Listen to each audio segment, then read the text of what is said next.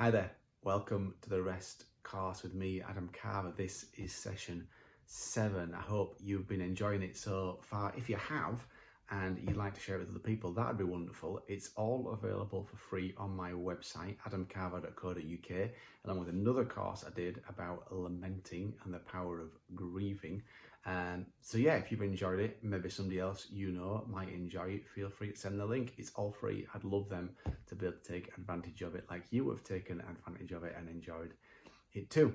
So this is session 7, and we've already looked at the Prodigal Parable in Luke 15 earlier on in this course. We're going to look at it again from a slightly different angle today. And it might be worth you reading that parable before you go any further. It's Luke 15:11-32. It's a parable, and Jesus often told stories to help connect with his readers. And in this parable, as in most of the parables, the father figure is representative of God, and the two sons are representative of humankind, you and me. So it might be worth pausing this and actually reading it to immerse yourself in that story, and then come back and we'll explore it together. So there's these two sons, and they appear very different, except they suffer with the same problem, which we'll explore in a minute. And of course, it manifests itself very differently, but it is a problem we need to deal with if we experience real rest.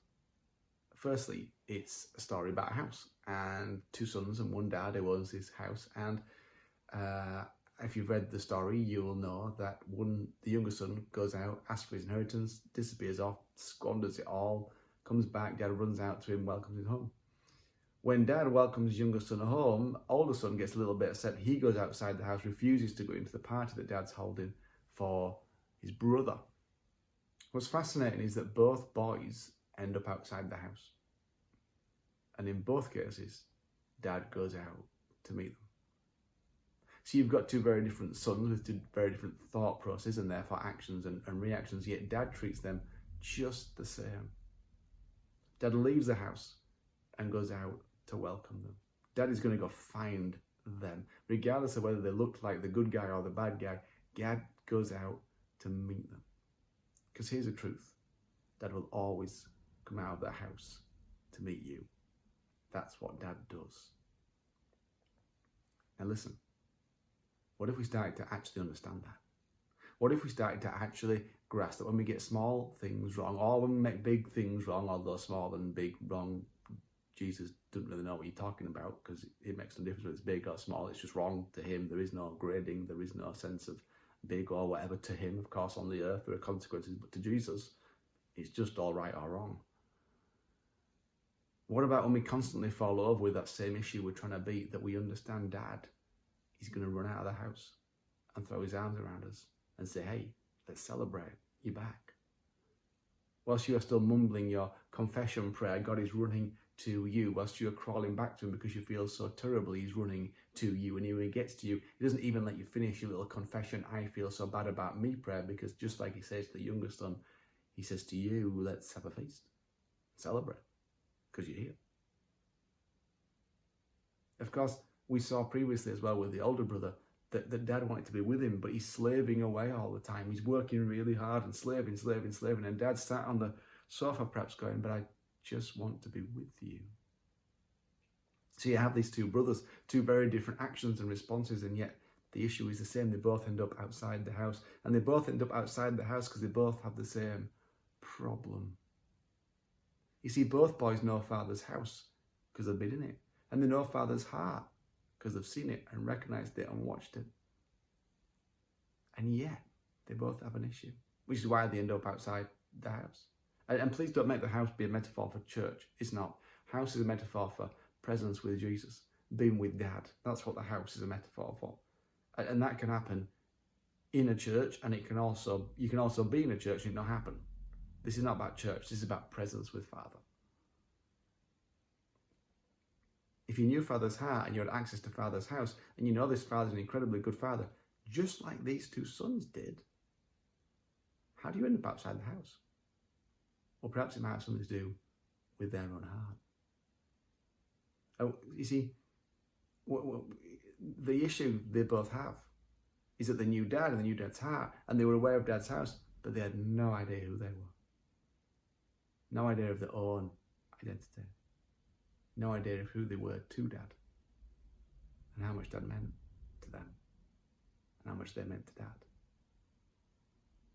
And when I talk about who you are, I'm talking about who you are in God. I'm talking about your identity in Him. Who does He say you are, and do you agree with Him, or do you think He's wrong? See, I've talked to many people who've told me that God's wrong about them. I tell them they're loved and precious and special and forgiven and pure and holy and blameless, and they tell me that's okay for everyone else, but it doesn't apply to them. They tell me it's not possible for God to think like that about them. They tell me I'm talking nonsense. But I'm not talking nonsense. I'm talking truth. What about you? Who are you in God? What do you actually believe God thinks about you? When I ask that question, I'm not looking for the answer you've been told to say in church. That doesn't help you at all. Like, truthfully, honestly, if you had to write down a character description that God thinks about you, what would you write? What do you actually believe? Not what you've been told, not what the Bible says, but what you actually know in your own heart. That right there is an issue, because it's very difficult to rest until you know it as a truth. There are some fascinating lines in the issues the older son has. First of all, it says that he, the younger one, verse 12, give me my share of my estate, so that divided his property between them. Verse 29, he answered his father, all these years I've been slaving, and you never disobeyed your orders. You never even gave me a young goat so I could celebrate with my friends, my son. Verse 31, the father said, you're always with me, and everything I have is yours. What's fascinating to me about these words is particularly verse 12. He divided his inheritance between them. It doesn't say he gave the younger son his inheritance. It says he divided his inheritance between them. So it does raise the question, when did the older son get his inheritance? Presumably the same day the younger son got it. You see, why then, if you've got your inheritance, would you complain about not having a goat? Surely he owns the goat. And whose fault was that? Well, it wasn't Dad's fault. It was his fault. He was still living in a slave mentality, even though he was master of everything.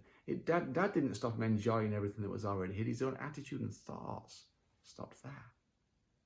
This happens with us all the time. According to the Bible, all things are yours, 1 Corinthians 3:21. And in 2 Peter 1:3, we read his divine power has given us all things that pertain to life and godliness. My Bible tells me I have everything I need to live a fabulous life. Just like the older son, though, we live a boxed-in life. There's a party going on, and he stayed outside. The father effectively says, well, you could have partied. We could have had a great time.